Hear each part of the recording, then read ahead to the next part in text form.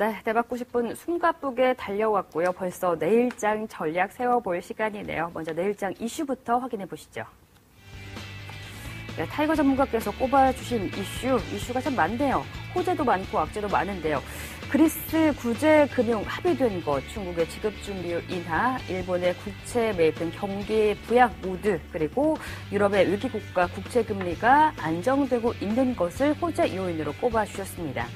반면에 최근에 수급의 문제죠. 펀드 환매에 따른 기관 매도, 단기 급등 부담감, 그리스 구조 조정은 좀 불투명한 것, 추가 상승 모멘텀이 좀 약한 것을 악재 요인으로 꼽아주셨네요. 네, 정수재 이사께서 꼽아주신 이슈, 유럽 재정 위기가 진정 국면인 것, 중국의 지준율 인하, ECB 저금리 기조 유동성 공급 등을 호재로 꼽아주셨습니다. 악재로는 기관의 매물 계속해서 출회되고 있는 것, 2000선 지지 재차 확인 시도할 것이라는 거죠. 그리고 유가 급등세를 악재 요인으로 꼽아주셨습니다. 네, 두 분의 전략 들어보죠.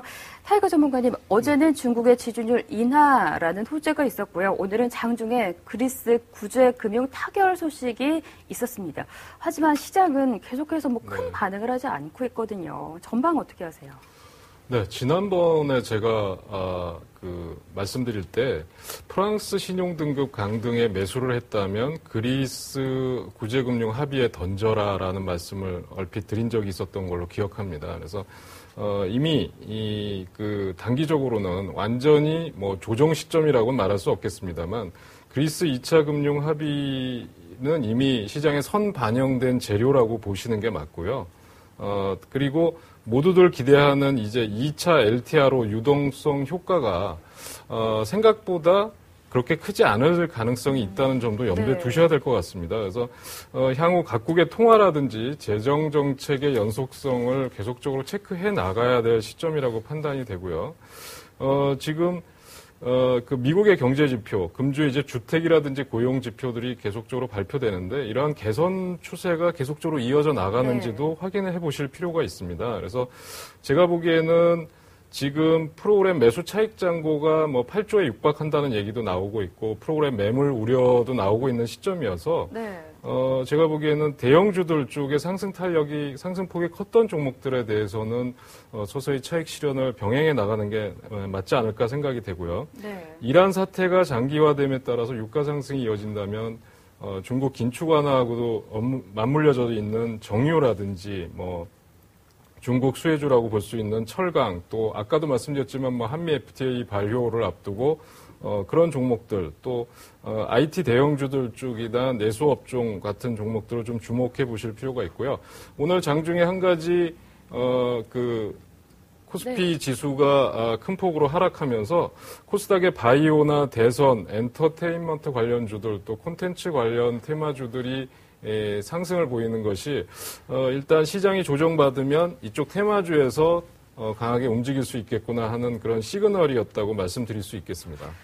지금 좀 조심스럽게 대형주 차익 실현 얘기를 해주시면서 코스닥 테마 쪽 말씀을 해주셨는데 이제는 그러면 코스닥이 더 좋을 거라고 보시는 건가요? 저는 아까도 말씀드렸지만 그 시장의 추가 상승 모멘텀이 이제 없어졌다는 점, 그리고 2월 말로 계속적인 국채 만기가 돌아오는 시점에서 저는 일단 생각보다 대형주나 지수의 하락폭이나 조정 기간이 깊어질 수도 있다고 생각합니다. 그래서 그렇다면 시장에 대안은 역시 코스닥 테마주가 되지 않을까 그렇게 생각을 하고 있습니다. 그래서 어느 한쪽에 치우치지 않고 포트는 그럼에도 불구하고 일단 대형주와 중소형 테마주의 비중을 같이 분산 투자를 하시라는 말씀을 드리고 싶습니다. 네. 코스닥 쪽도 테마 쪽 말씀을 해주셨습니다. 정수재 이사께서는 아까 내일장 악재에 대해서 2000선 지지 테스트가 더 있을 것이다 이렇게 꼽아주셨잖아요. 2000선은 지켜낼 수 있을까요? 좀 보시면은 최근 들어서 어제도 그렇고 그제도 그렇고요. 2025포인트 근처, 2022나 2023 정도 계속해서 머무는 것을 알 수가 있습니다. 네. 실제로 지지저항선을 보시면은 저항선은 한 2032에서 2045포인트 정도 위치하고 있고요. 지지선은 2010포인트에서 1996포인트 정도 지금 한 3, 4일째 계속해서 진행이 되고 있습니다. 실제로 2000선 자체보다는 2010선에서 어떤 의미 있게 진행이 되고 있는데요. 네. 2010포인트가 지지가 됐을 경우에는 지난번 2047까지 반등이 나왔었고요. 2012 이탈이 됐을 경우에는 한 25포인트 정도 눌림이 나와서 1995포인트 이 정도까지 내려오는 모습을 볼 수가 있어서 실제로 어떤 2000 그 자체보다는 2000선의 안착의 의미는 대략적으로 한 2010에서 1996포인트 요 라인에서의 지지대가 이제 형성이 될 거다라고 이제 보여주고 있는데요. 여러 차례 그 부분이 가면 실제로 이제 반발 매수가 들어오고 있고 오늘도 보시면은 좀 누리는 것처럼 보이지만 2010 정도에서는 반발 매수가 들어오고 있기 때문에 네. 관건은 결국은 이제 어떤 그런 모멘텀이나 수급 어떤 내용보다는 수급적인 측면에서 찾아야 되지 않을까라고 생각이 들고 있습니다. 중국 관련된 어떤 그런 내용을 본다면은 중국 관련주여서 철강이나 화학, 정유 쪽으로 이제 관심을 가져주는 게 좋을 것 같고요. 흐름은 대형주 쪽에서는 사실 반등이 많이 나왔던 그런 네. 종목에서는 차익 실현이 어느 정도 나오고 있는 위주가 되고 있기 때문에 대형주 내에서도 아직 상승을 하지 못했던 그런 종목 위주로 이제 교체를 하시는 거 좋을 것 같고요. 코스닥에서도 일단 흐름 자체는 지난번보다는 좋아지고 있는 그런 부분이기 때문에 그런 그 차익 실현을 하시되 그렇다고 해서 완전히 전량을 차익 실현이 아니라 일부를 차익 실현하시고 저 지지선에서는 다시 재매수할 수 있는 그런 기본적인 전략을 가진 상태에서 물량 조절을 하시는 것이 좋지 않을까라고 생각되고 있습니다. 네, 정수재 이사께서도 좀 물량 조절 쪽으로 의견을 주셨고요. 중국 관련주에 관심 가는 전략, 그리고 2010선이 지지를 받는다면 2000선에 안착한 것으로 봐도 무방하다, 이런 말씀을 해주셨습니다. 또 제가 질문 하나 드리고 싶은데, 이제 차 보험료가 4월부터 내린다고 하잖아요. 근데 보험주에 뭐 좀 영향 없을까요?